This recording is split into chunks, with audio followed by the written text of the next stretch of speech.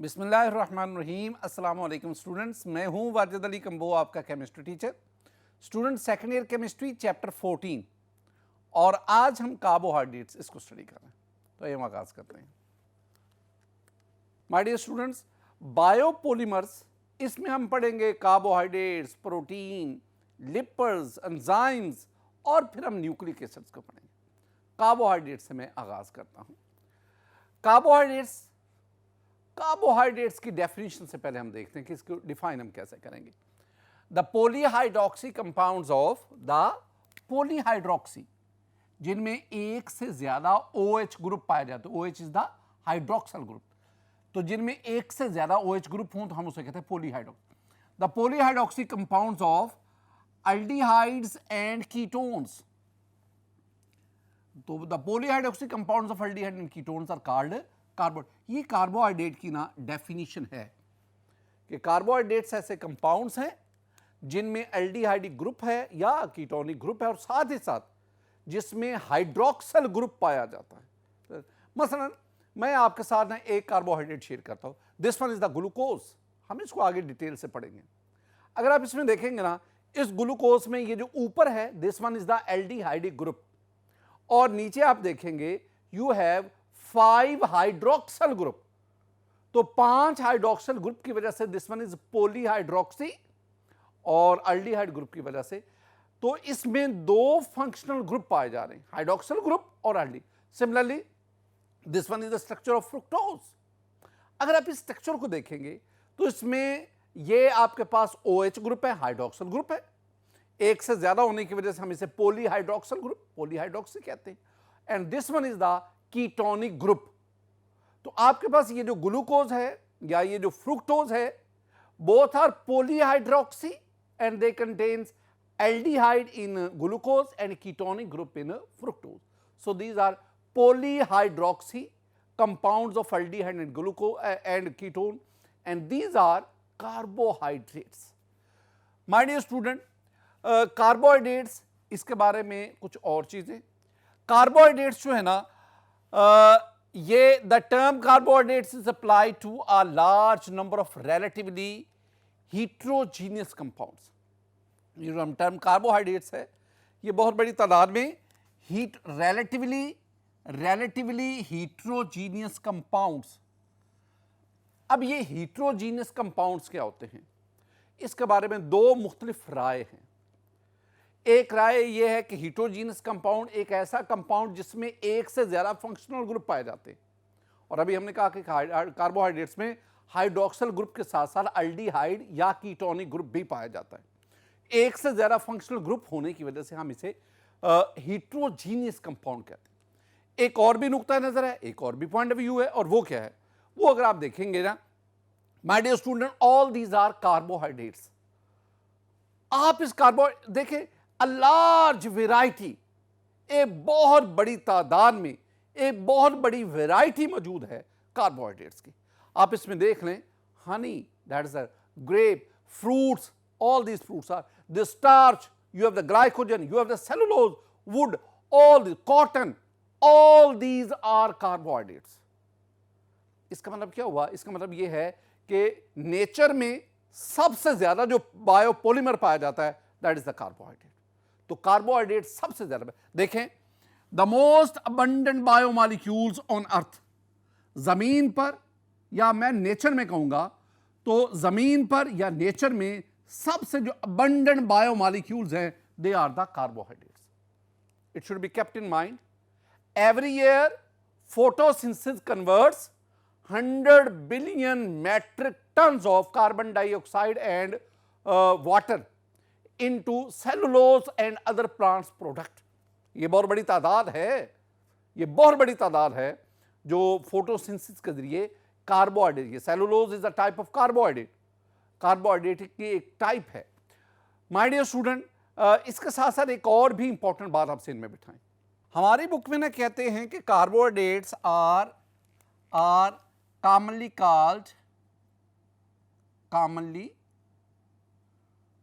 Called या known as sugar. हमारी book कहती है कि कार्बोहाइड्रेट्स को हम शुगर कहते हैं। ये बात बड़ी हद तक ठीक है, लेकिन याद रखना तमाम कार्बोहाइड्रेट शुगर नहीं है। जैसे हम पॉलीसैकेराइड में पढ़ेंगे, स्टार्च है, सेलुलोज है, ग्लाइकोजन है, they are carbohydrates but they are non sugar. बहरहाल बुक ने एक सेंटेंस लिखा, वो मैंने आपके सामने। स्टूडेंट आगे बढ़े, नेम रीजनिंग। हम कार्बोहाइड्रेट्स इनको क्यों कहते हैं? देखें, कार्बोहाइड्रेट, कार्बोहाइड्रेट अगर आप इसको तोड़ेंगे तो ये बनता है hydrate of carbon, hydrate of carbon. तो carbohydrate, this one is actually the hydrate of carbon. हम इन्हें हाइड्रेट ऑफ कार्बन क्यों कहते हैं? हाइड्रेट का मतलब होता है water, water. Empirical formula first compound that was studied of this group, यानी कार्बोहाइड्रेट ग्रुप का जो पहला कंपाउंड स्टडी किया गया था उसका इंपिरिकल फार्मूला ये है, CxH2OY। इसमें देखेंगे this one is the carbon and this one is the hydrate. So ये इंपिरिकल फार्मूला हमें क्या बता रहा है? ये इंपिरिकल फार्मूला हमें बता रहा है कि this one is hydrate of carbon. तो this one is the empirical formula of first compound of this group that was studied. My dear student, हम आगे बढ़ते हैं। Classification of carbohydrate, carbohydrate की classification. We will classify carbohydrates into 3 categories: monosaccharide, oligosaccharide, polysaccharide. लेकिन मैं आपको ना एक टेबल आपके साथ डिस्कस करना चाहता हूं। टेबल, जरा उस टेबल को स्टूडेंट देखें। कार्बोहाइड्रेट को हम जनरली 2 हिस्सों में क्लासीफाई करते हैं।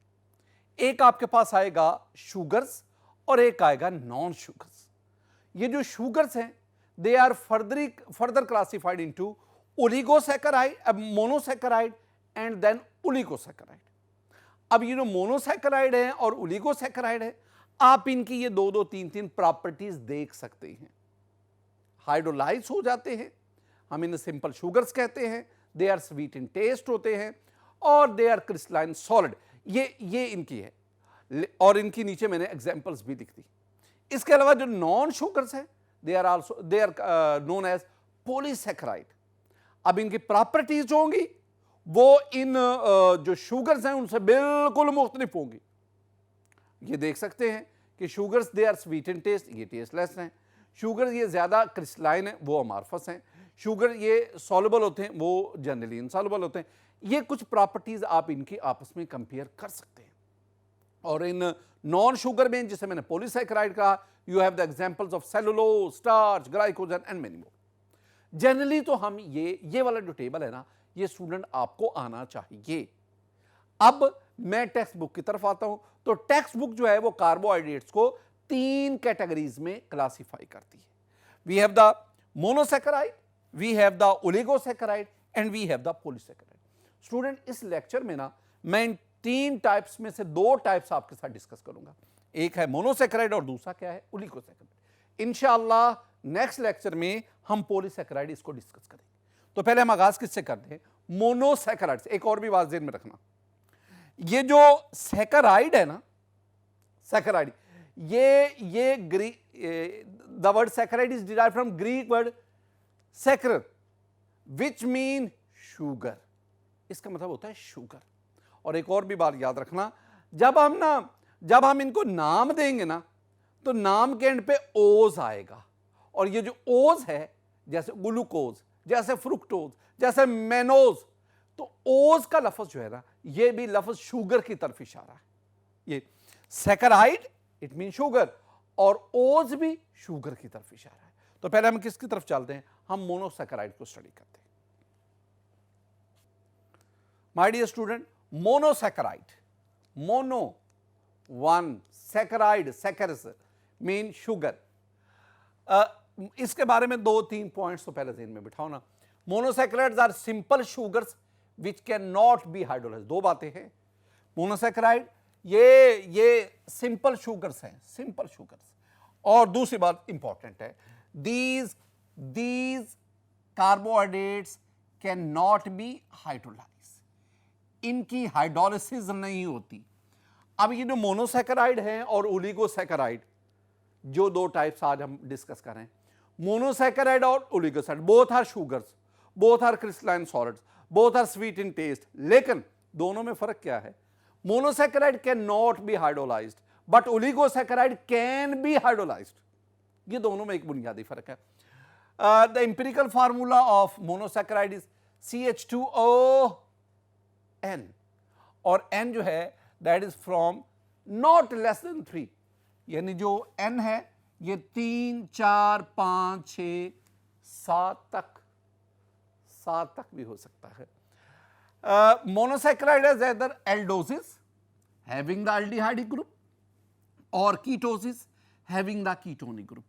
मैं ना स्टूडेंट यहां तक आपसे कुछ बातें करता हूं, मैं मोनोसैकेराइड जरा डिटेल के साथ आपके साथ शेयर करता हूं। देखें, मैंने कहा कि मोनोसैकेराइड को आप दो तरह से आगे डिस्कस कर सकते हैं, क्लासिफाई कर सकते हैं। वो कैसे? अगर आप कार्बन एटम के on the basis of number of carbon atom, carbon तो मिनिमम कितने कार्बन होंगे? 3 होंगे। तो अगर किसी मोनोसैकेराइड में 3 कार्बन होंगे तो हम उसे कहेंगे ट्राइओज। तो पहली टाइप क्या आ गई? ट्राइओसिस। अगर 4 कार्बन होंगे टेट्रोसिस, 5 कार्बन होंगे पेंटोसिस, 6 होंगे हेक्सोसिस, 7 होंगे हेप्टोसिस। तो number of carbon in the monosaccharide हम इनको ये मुख्तलिफ नाम देते। और एक और चीज माय डियर स्टूडेंट, ये जो हमने मोनोसैकेराइड पढ़े, जो हम कार्बोहाइड्रेट पढ़ रहे हैं, इनमें हाइड्रोक्सिल ग्रुप तो है, OH ग्रुप है। इसके साथ ही साथ इनमें at the end of chain अगर कार्बोनिल ग्रुप हो, this one is the aldehydic group. और अगर एंड कार्बन के अलावा किसी और कार्बन पर कार्बोनिल ग्रुप हो, this one is the ketonic group. तो इसका मतलब है कुछ मोनोसैकेराइड में एल्डिहाइडिक ग्रुप होगा और कुछ में कीटोनिक ग्रुप होगा। अगर किसी मोनोसैकेराइड में एल्डिहाइडिक ग्रुप हो तो हम उसे कहते हैं एल्डोसिस, और अगर किसी में कीटोनिक ग्रुप हो तो हम उसे कहते हैं कीटोसिस। मसलन अब 3 कार्बन वाले कार्बन की बुनियाद पर हम इसे क्या कहेंगे? ट्राइओसिस। अगर आप इसको देखेंगे, इस 3 कार्बन वाले यानी ट्राइओसिस मोनोसैकेराइड में ये एल्डिहाइडिक ग्रुप है। This one is glyceraldehyde. क्या कहलाएगा? ग्लिसरैल्डिहाइड। और अगर आप इसको देखेंगे, इसमें 3 कार्बन तो है, ट्राइओसिस तो है, लेकिन इसमें एल्डिहाइडिक ग्रुप की बजाय ये कीटोनिक ग्रुप है। This one is dihydroxy acetone. ये आपके पास एक, तो पहले वाला आपके पास क्या है? वो एल्डोट्राइओस है, ग्लिसरैल्डिहाइड। और ये जो वाला है दिस वन इज कीटोट्राइओस। एल्डो और कीटो एल्डिहाइडिक और कीटोनिक ग्रुप की तरफ इशारा है, और ट्राइओसिस जो है वो इसमें नंबर ऑफ कार्बन एटम। बिल्कुल इसी तरह this one is the glucose. It has 6 carbon, you can count it. It has 6 carbon. So this one is hexosis. Hexosis. और इसमें कौन सा ये फंक्शनल ग्रुप कौन सा है? एल्डिहाइडिक है। तो क्या बनेगा? ये एल्डिहाइड की वजह से एल्डो हेक्सोज। और बिल्कुल इस तरह अगर आप फ्रुक्टोज की बात करेंगे, this one is the open structure of fructose. Student, it also has the 6 carbon, so this one is hexose. And due to the presence of this ketonic group, this one is ketohexose. Ketohexose. बिल्कुल इसी तरह आप 4 carbon वाले monosaccharide आप इनको देख सकते हैं। ये भी आपके पास एल्डिहाइड कीटोनिक ग्रुप दोनों की वजह से कीटो टेट्रोज, कीटो और एल्डोटेट्रोज। 5 कार्बन वाले, ये 5 कार्बन वाले, ये जो है ना 5 कार्बन वाले, they are present in DNA and RNA। ये न्यूक्लिक एसिड में मौजूद हैं, RNA में ये मौजूद है राइबोज, और DNA में ये डीऑक्सीराइबो, ये DNA में मौजूद है। तो ये वाले जो हैं monosaccharide, they are present in nucleic acids. 6 carbon वाले मैंने आपके साथ डिस्कस कर लिए। माय डियर स्टूडेंट, ये एक तरीका था मोनोसैकेराइड को on the basis of number of carbon atom and on the basis of aldehydic और कीटोनिक ग्रुप की बेस पर इनको क्लासिफाई करने का। आगे देखें, शुगर्स विद 5 कार्बन एटम्स जिसे हम पेंटोजेस कहते हैं और 6 कार्बन एटम जिसे हम हेक्सोजेस कहते हैं are more stable as cyclic structure than and the.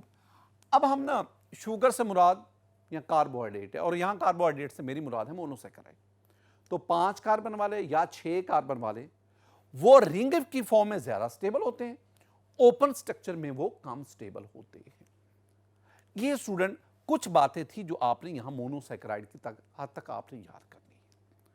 एक और हम मरहले की तरफ बढ़ते हैं और वो है मेरे पास ग्लूकोज।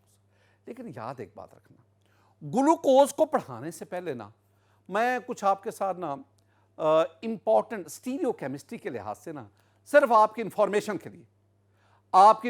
के लिए कुछ बातें आपके साथ डिस्कस करना चाहता हूं। माय डियर स्टूडेंट, ये मेरे पास ना ग्लिसरैल्डिहाइड उसका स्ट्रक्चर है, जरा गौर से इसको देखिए। अगर आप इसको ना आप इसका ऑप्टिकल आइसोमर देखेंगे तो वो बिल्कुल ऐसे आता है, वो ये बिल्कुल। तो मैं क्या करूंगा, मैं इसके ना ये दो स्ट्रक्चर लिख दूंगा। एक इसका डी फॉर्म है, डी आइसोमर है, और ये इसका एल आइसोमर है। इसका मतलब है ये जो ग्लिसरैल्डिहाइड है ये दो मुख्तलिफ ऑप्टिकल आइसोमेरिक फॉर्म में एग्जिस्ट करता है। एक लफ्ज आता है एसिमेट्रिक या कायरल सेंटर, ये बहुत इंपॉर्टेंट लफ्ज है, एक इंपॉर्टेंट एमसीक्यू अक्सर पूछा जाता है एंटीटर, मैं उसकी तरफ आपको लाना चाहता हूं। मैंने लफ्ज क्या बोला, एसिमेट्रिक या कायरल सेंटर।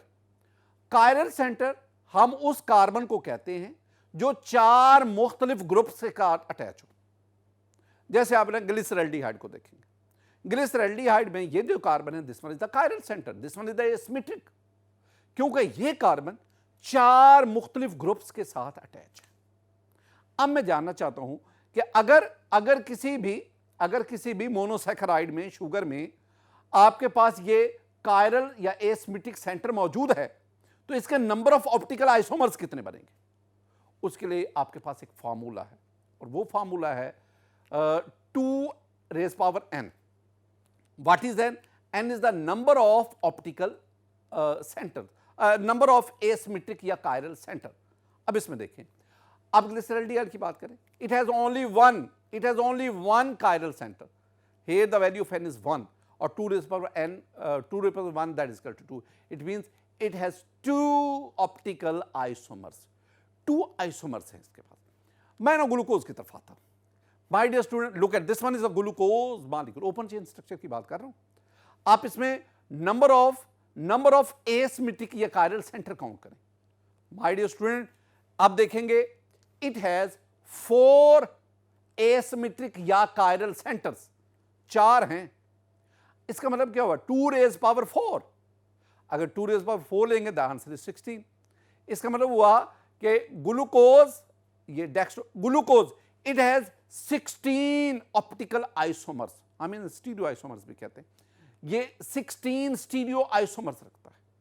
इसमें जो 8 हैं वो डी टाइप हैं और जो बाकी 8 हैं वो एल टाइप है, एल आइसोमर और डी आइसोमर्स। ये एक ना बात आपने ज़हन में बिठानी है। हम आगे बढ़ते हैं स्टूडेंट। मेरे पास आ गया जी ग्लूकोज। इसका फॉर्मूला है, दिस वन इज C6H12O6। अच्छा, दो बातें याद रखना, ग्लूकोज में एल्डिहाइडिक ग्रुप पाया जाता है, पहली बात ये याद रखना है, एल्डिहाइडिक ग्रुप। और दूसरी बात, ग्लूकोज में 6 carbon, it has 6 carbon atoms. तो एल्डिहाइडिक ग्रुप की वजह से दिस वन इज एल्डोज, और 6 कार्बन की वजह से दिस वन इज हेक्सोज, दो नाम। तो अगर मैं दोनों लफ्ज इकट्ठे कर दूं ना तो ये बनेगा एल्डोहेक्सोज या हेक्सोएल्डोज, मैं दोनों नाम ही लिखूंगा, हेक्सोएल्डोज, दो इसके नाम हैं ग्लूकोज के। ये तो मैं इसके ना फंक्शनल ग्रुप के लिहाज से और नंबर ऑफ कार्बन एटम के लिहाज से बात कर रहा हूं। Commonly it is known as dextrose, हम इसको डेक्सट्रोज कहते हैं। Why this one is called dextro, क्योंकि ये student it is optically active, optically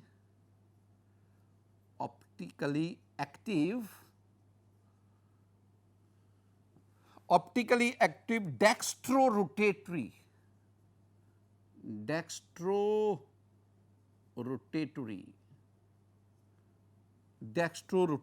isomer, that is why it is called dextrose।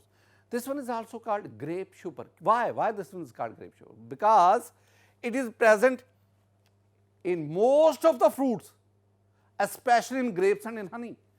यानी दो बातें, present in fruits,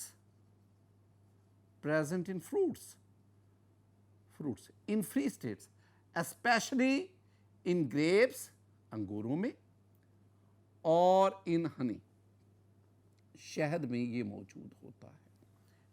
this one is called grape sugar. तो फ्रूट्स में मौजूद है, ग्रेप्स और हनी में ये तो खास तौर पर मौजूद है. Blood sugar, glucose sometime called blood sugar because it is present in human blood. Small quantity of glucose is present in human blood and urine. इंसानी खून और यूरन में ग्लूकोज की बहुत कम मिकदार मौजूद है.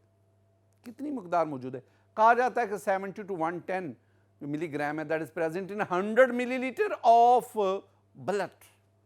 लेकिन मौजूद तो है ना, उसकी वजह से हम इसे क्या कहते हैं. अब याद रखना, ये जो मैंने 3 इसके मुख्तलिफ नाम लिखे ना, ये फ्री स्टेट में इन चीज़ों में मौजूद है. Glucose is present occur in free state, in fruits, in grapes, in blood, free state में मौजूद है. In combined state, it forms a major component of many disaccharide and polysaccharide. जरा गौर से, एक डाइसेक्राइड हम क्या कहते हैं? Sucrose. My dear student, sucrose 2 चीजों से बना है. एक आपके पास ग्लूकोज है, एक आपके पास फ्रुक्टोज है. तो sucrose is made up of glucose. आपके पास माल्टोज है, माल्टोज में ये शामिल है. आपके पास सेलुलोज है. Cellulose is a polymer of beta dextroglucose. इस तरह और भी कई आपके पास पॉलीसैकेराइड हैं जो ग्लूकोज, जिनमें जो मोनोमर्स है वो ग्लूकोज है. इसका मतलब है कई किस्म के डाइसैकेराइड और polysaccharide, they are made up of glucose. It is the source of energy in our body. ये तो आप जानते हैं. ह्यूमन, ये जो एनिमल्स है, इनमें stored glucose is in the form of glycogen, और प्लांट्स में जो stored glucose that is in the form of starch. और ये आपके पास एक सोर्स ऑफ एनर्जी है. ये सोर्स ऑफ एनर्जी है जिससे बॉडी जो है वो एनर्जी हासिल करती है. ये कुछ बातें जी जो मैंने ग्लूकोज के बारे में बताई. स्टूडेंट, अब हम इसके स्ट्रक्चर की तरफ बढ़ते हैं. माय डियर स्टूडेंट, मैं ग्लूकोज का पहले आपको ना ओपन चेन स्ट्रक्चर समझाता हूं. जरा देखिए, आपने ना पहला काम क्या करना है, आपने 6 कार्बन की चेन बनानी है. आपने इन कार्बन की नंबरिंग करनी, 1 2 3 4 5 6. अब ये जो कार्बन नंबर 1 है, इस पे कार्बोनिल ग्रुप, इस डबल बॉन्ड O और 7 H. This one is the aldehyde group. ये कार्बन नंबर 2, इसमें आप ये OH और H लेंगे. कार्बन नंबर 3 ये स्पेशल है. कार्बन नंबर 3 के लेफ्ट साइड पे आप OH लेंगे, कार्बन नंबर 4 पे OH, 5 पे, और इस तरह. This one is the open chain structure of glucose. This structure is unstable, और ग्लूकोज एक्वस सॉल्यूशन में इस फॉर्म में एग्जिस्ट नहीं करता. मैं ये स्ट्रक्चर आपको दोबारा लिख के देता हूं. देखें, मैंने क्या किया, मैंने ये 6 कार्बन की चेन बनाई, 1 2 3 4 5 6. मैंने नंबरिंग कर देता हूं आपको समझाने के लिए, 1 2 3 4 5 6 नंबरिंग कर दी. कार्बन नंबर 1, इस पे मैंने डबल बॉन्ड O और फिर इधर H लगा दिया. This one is the ketonic group. इधर मैंने OH लिया, इधर H लिया. अब ये जो कार्बन नंबर 3, इधर आपने OH लेना है, और ये आपके पास H, OH H, OH और H, और फिर भी इधर H H, ये H H, यानी CH2, और इधर आपके पास OH आ गया. अगर आप इसमें देखेंगे ना, तो आपके पास OH ग्रुप कितने हैं, 1 2 3 4 5. तो glucose it has 5 hydroxyl group. This one is the aldehyde group. और इसमें मैंने आपसे कहा था कि इट हैज, इसमें 4 एसिमेट्रिक सेंटर्स हैं, 4 कायरल सेंटर्स, जिसकी वजह से इट गिव्स अस 16 स्टीरियोआइसोमर्स. अब ये ग्लूकोज का ओपन चेन स्ट्रक्चर है.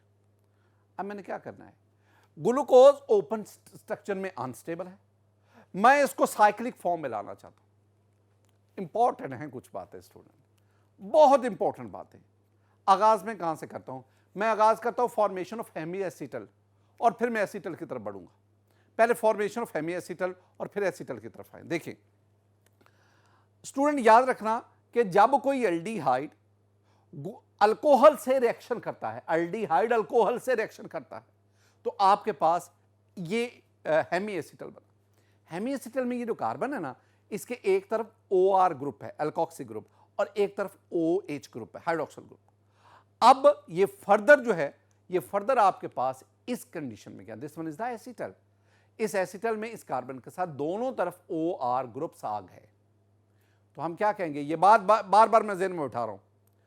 एल्डिहाइड ग्रुप जब अल्कोहल से रिएक्शन करेगा हेमी एसिटल, जो फर्दर फिर एसिटल में कन्वर्ट है। सिमिलर आपके पास ये कीटोनिक ग्रुप है, ये कीटोनिक ग्रुप कीटोन है, ये कीटोन अल्कोहल से रिएक्शन करेगा, पहले हेमी कीटल बनेगा और फिर उससे कीटल बन जाएगा। अब असल जिस नुक्ता की तरफ मैं आपको लाना चाहता हूं, माय डियर स्टूडेंट, दो ग्रुप्स आपस में रिएक्शन करते हैं तो हेमी एसिटल बनता है। कौन कौन सा ग्रुप? एल्डिहाइडिक ग्रुप और हाइड्रोक्सिल ग्रुप। तो एल्डिहाइडिक और हाइड्रोक्सिल ग्रुप आपस में रिएक्शन करेंगे तो you will have the hemiacetal. Similarly अगर कीटोनिक ग्रुप और हाइड्रोक्सिल ग्रुप रिएक्शन करेंगे, you will have the hemiketal group.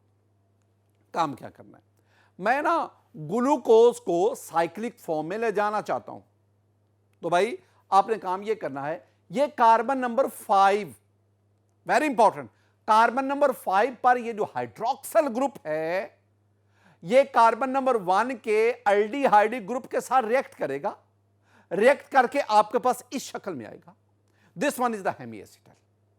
ये जो कार्बन है ना, this carbon is very important my dear student. आपके पास ना ये दो हेमी एसिटल फॉर्मेशन आएंगी, दो हेमी एसिटल।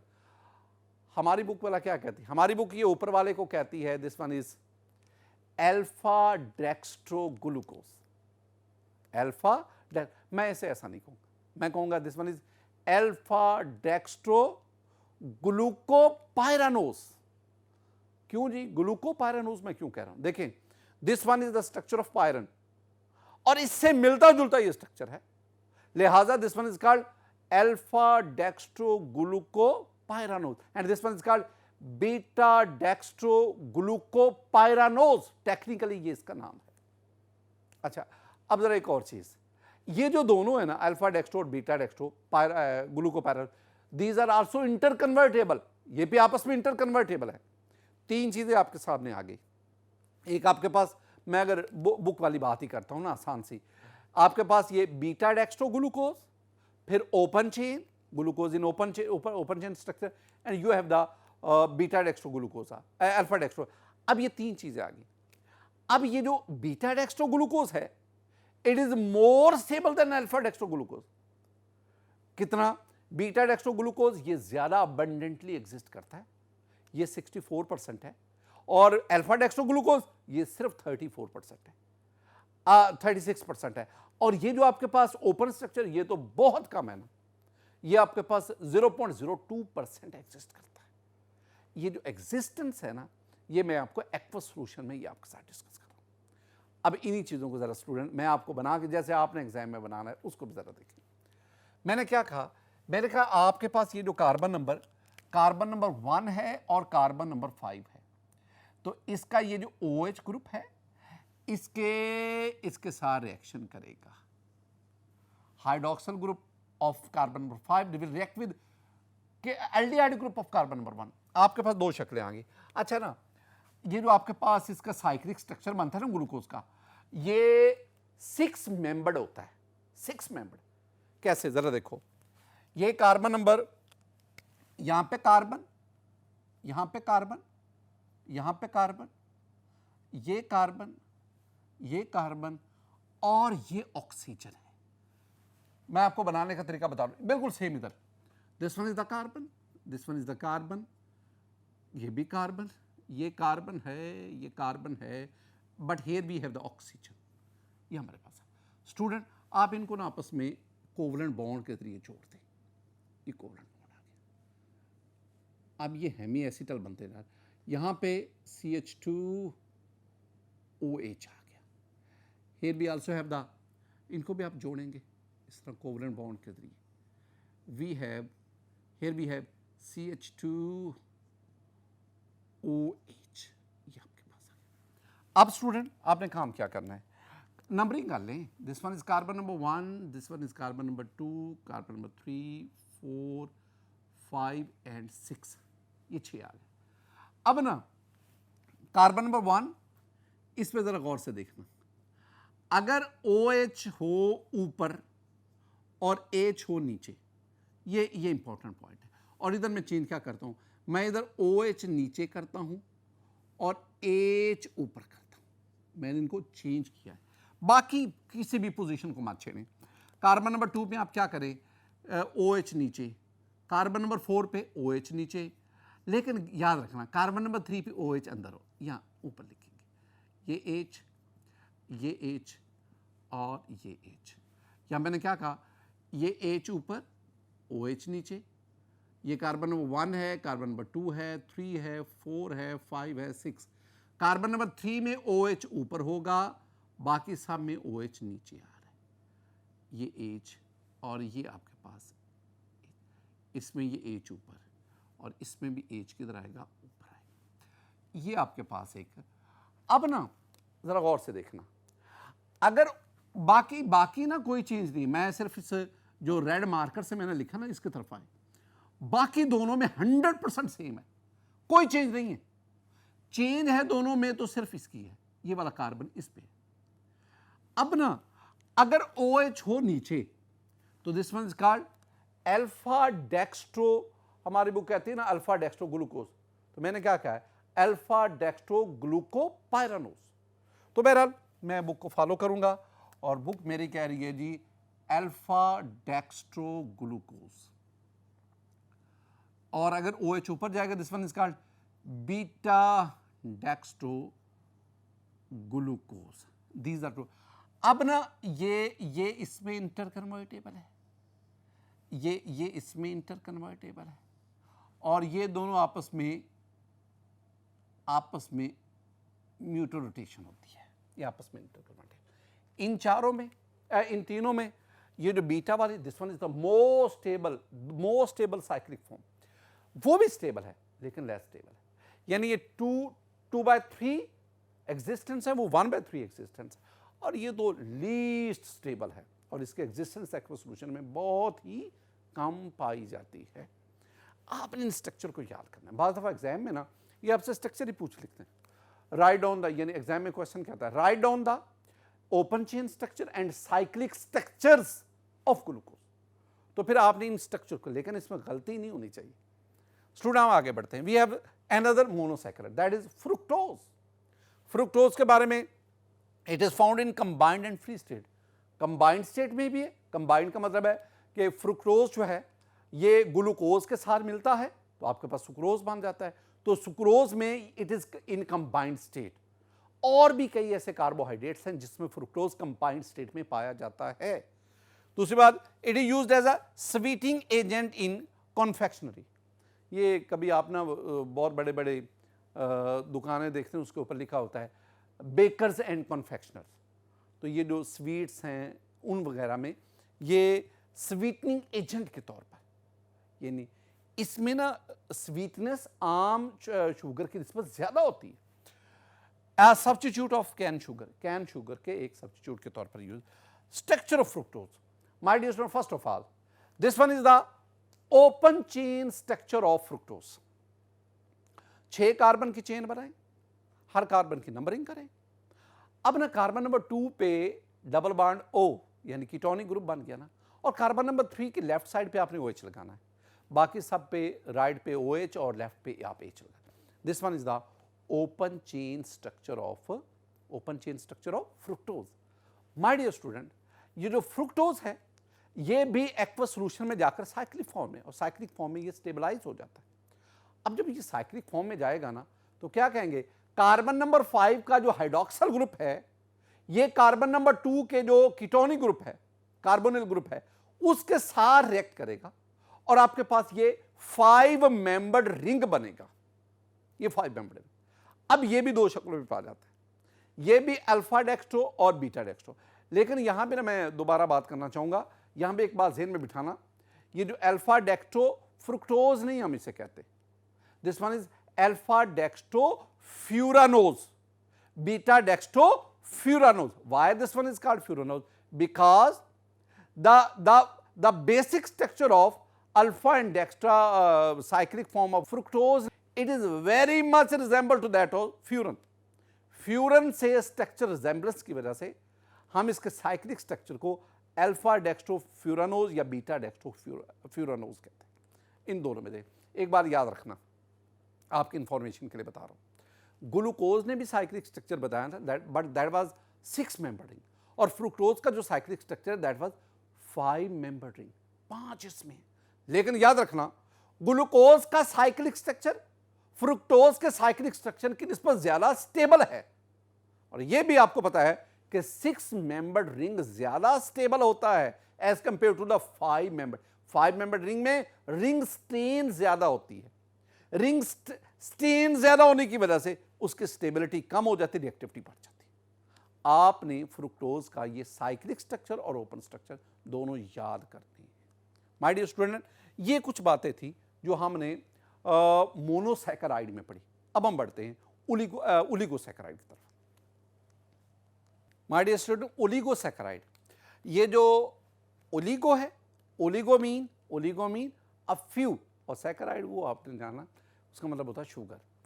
पहला डेफिनेशन, ओलिगोसैकेराइड की डेफिनेशन में the carbohydrates which are formed when 2 to 9, ये हमारी टेक्स्ट बुक कह रही है, when 2 to 9 monosaccharide units combined by glycosidic linkage, very important, glycosidic linkage by the loss of water molecule is called oligosaccharide. ये 2 to 9 monosaccharide unit मिलेंगे, ग्लूकोसिडिक linkage, हम इससे पहले एस्टर लिंकेज, अमाइड लिंकेज, आज ग्लूकोसिडिक linkage इसको भी देखेंगे, और there is a loss of water molecule, दो मिले, वाटर का लॉस हो, दैट इज कंडेंसेशन, और कंडेंसेशन को उलट हम फिर हाइड्रोलिसिस भी बोलते हैं। तो दो कंपाउंड बनेगा, दैट इज कॉल्ड ओलिगोसैकेराइड। अब ना, अगर 2 मोनोसैकेराइड यूनिट मिले तो जो मेरे पास ओलिगोसैकेराइड बनेगा दैट इज कॉल्ड डाइसैकेराइड। अगर 3 मोनोसैकेराइड यूनिट आपस में मिले तो जो मेरे पास ओलिगोसैकेराइड बनेगा दैट इज कॉल्ड ट्राइसैकेराइड। 4 मिले तो जो बनेगा that is called tetrasaccharide, and so on. कुछ एग्जाम्पल है स्टूडेंट, उन एग्जाम्पल्स में हम इस डेफिनेशन इसको भी कवर करते हैं। पहले एग्जाम्पल मेरे पास है sucrose. Sucrose is a common table sugar, ये जो कॉमन टेबल शुगर है, ये जो घरों में हम इस्तेमाल करते हैं, चीनी जिसे हम कहते हैं, दैट इज द सुक्रोज। इसका मोलेकुलर फार्मूला C12H22O11। और एक और भी बात याद रखना, सुक्रोज इज अ डाइसैकेराइड, किसका? ग्लूकोज और फ्रुक्टोज का, यानी ग्लूकोज और फ्रुक्टोज आपस में मिलते हैं, हमारे पास जो डाइसैकेराइड बनता है that is called the sucrose. और एक और भी चीज ये भी आप ज़हन में बिठा लें कि sucrose occur in cane sugar, sugar beet, pineapple, apricot, mango, you have the almond, coffee and honey. ये तमाम वो चीजें हैं हमारी एवरीडे लाइफ में इस्तेमाल होने, ये तमाम वो चीजें हैं जिनमें सुक्रोज मौजूद है, स्टूडेंट। साथ ही साथ आप एक और भी बात याद रखें, और वो क्या है, मैं आपको ना सुक्रोज बनता कैसे है, किस किस के कॉम्बिनेशन से, और उसका स्ट्रक्चर क्या है, ये बताना चाहूंगा। जरा गौर से देखिएगा माय डियर स्टूडेंट, ये मेरे पास है ग्लूकोज, साइक्लिक स्ट्रक्चर ले रहा हूं, जैसे मैंने अल्फा डेक्स्ट्रो ग्लूकोपायरानोज कहा था, और ये मेरे पास है फ्रुक्टोज। अब क्या होता है, अब इनमें ये दोनों हेमी एसिटल फॉर्म में थे, अब इनका कॉम्बिनेशन हुआ, अब ये एसिटल फॉर्म में आ गए। इस दौरान ये वाटर मॉलिक्यूल यहां से मिले, इसने OH दिया, इसने H दिया, लॉस ऑफ वाटर हुआ, लॉस ऑफ वाटर के नतीजे में अब ये आपके पास जो बॉन्ड बना, ये bond COC, this bond is called glycosidic linkage, और इस बॉन्ड की वजह से ग्लूकोज और फ्रुक्टोज मिलकर एक नया डाइसैकेराइड बना, and this one is called sucrose. ये आपके पास सुक्रोज का स्ट्रक्चर है। अच्छा, अब ये तो हो गया condensation, because here is the loss of water. आप इसको दोबारा ऊपर ले जाए, यानी अब यही सुक्रोज इसका वाटर के साथ हाइड्रोलिसिस करवाए in the presence of acid और in the presence of enzyme, तो ये दोबारा हाइड्रोलाइज होकर आपको ग्लूकोज और फ्रुक्टोज देंगे। इसका मतलब हुआ ये जो आपके पास सुक्रोज बना था, this one is an oligosaccharide, oligosaccharide की हाइड्रोलिसिस होती है और हाइड्रोलिसिस पर ये आपको मोनोसैकेराइड यूनिट देता है। और याद रखना, this hydrolysis is carried out in the presence of acid और in the presence of enzyme. ये जो है ना base, the hydrolysis of oligosaccharide is resistant to the base. Base इसकी हाइड्रोलिसिस नहीं कर सकते। अच्छा, मैं इसी से एक नई ओलिगोसैकेराइड की एक नई डेफिनेशन वो भी दे दूं।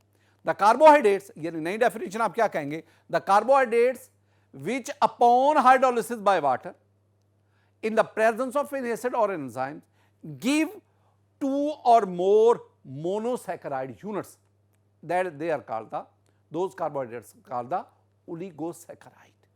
और ये मैंने सुक्रोज की बात की। माय डियर स्टूडेंट, आगे बढ़ते हैं। We have the lactose.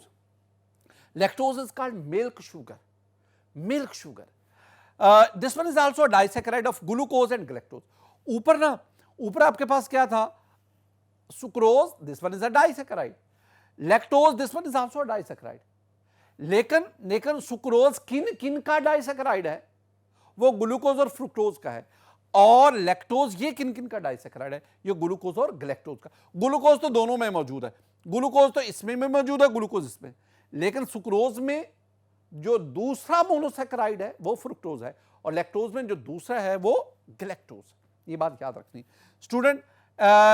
It occurs in milk of all animals, or it should be kept in mind that lactose is not occur in plants।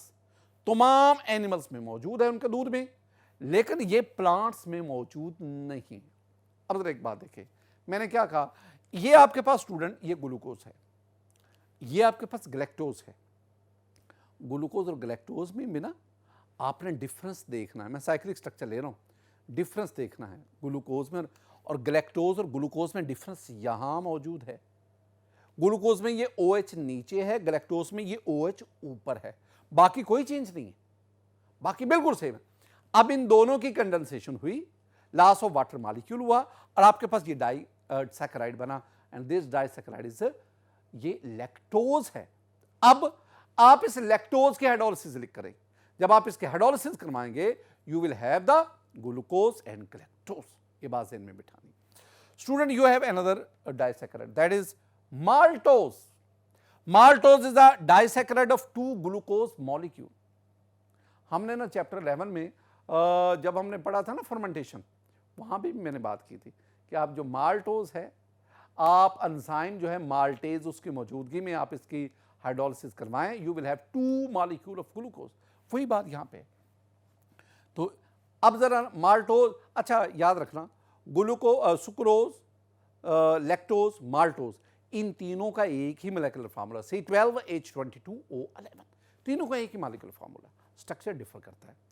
अच्छा, ये जो माल्टोज है ये डाइसैकेराइड 2 ग्लूकोज, यानी मैं सिंपली लिखता हूं कि ये आपके पास एक ग्लूकोज, ये दूसरा ग्लूकोज, दोनों का आप हाइड्रोलिसिस दोनों की कंडेंसेशन करवाएं, loss of water molecule, and you have this disaccharide, this one is maltose. और माल्टोज के हाइड्रोलिसिस करवाएं आप, this hydrolysis can be carried out in the presence of an acid और in the presence of enzyme, that enzyme is maltase. तो maltase की मौजूदगी में आप इसकी हाइड्रोलिसिस करवाएं, you have 2 glucose molecule. Student, we have another, that is raffinose.